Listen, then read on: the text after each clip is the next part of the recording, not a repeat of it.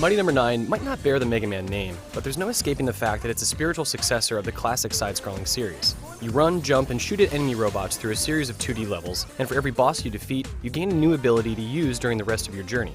That's not to mention longtime Mega Man producer Keiji Inafune is at the helm. There's more to Mighty Number 9 than elements of just Mega Man, however. You're encouraged to be fast and efficient. You could argue this is just a reflection of the Mega Man X games, where skillful dashing was required in order to complete certain levels or reach secret areas. But Mighty Number 9 rewards quick and nimble play in a new way by allowing you to absorb particles from damaged enemies that temporarily enhance your speed, armor, and power. These boosts have an immediate and tangible effect, and the more you play, the more skilled you become with both acquiring and using them.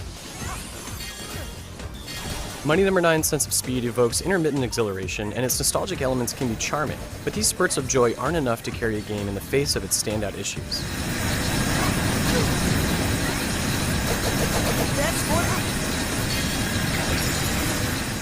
There are a total of 12 stages to complete in story mode, with 4 that you unlock after you finish the initial 8. These 8 levels can be tackled in any order you wish, but don't mistake this open-ended level selection as a true callback to Mega Man's punishing structure, where you once had to decipher the correct path through stages, and ultimately bosses.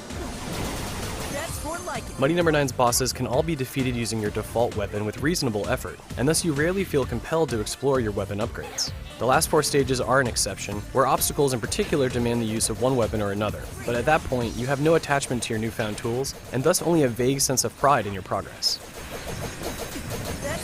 The real challenge lies in earning high ranks. Killing groups of enemies in a specific way that earns you accolades is an ever-present challenge. Marks are determined by factors like how much damage you take, how many enemies you kill, and how efficient you are at absorbing their energy. Perfecting your reflexes is a fun pursuit if only because of the rewarding feelings you get from chaining together attacks and dashes in a fast and stylish manner. But it's nothing more than a convenient way to spice up Mighty Number 9's typical action.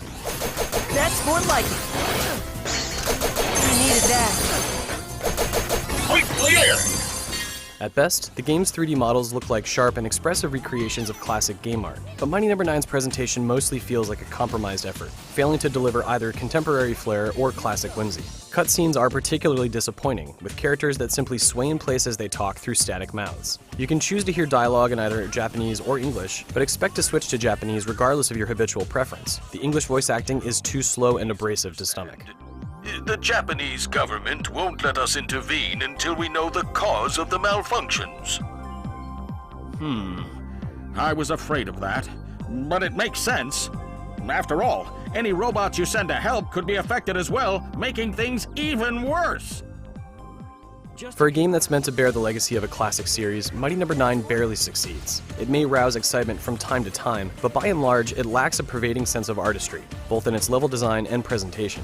Mighty Number 9 is an inoffensively average game sprung from the memories of the past, with little to show for its position in the present.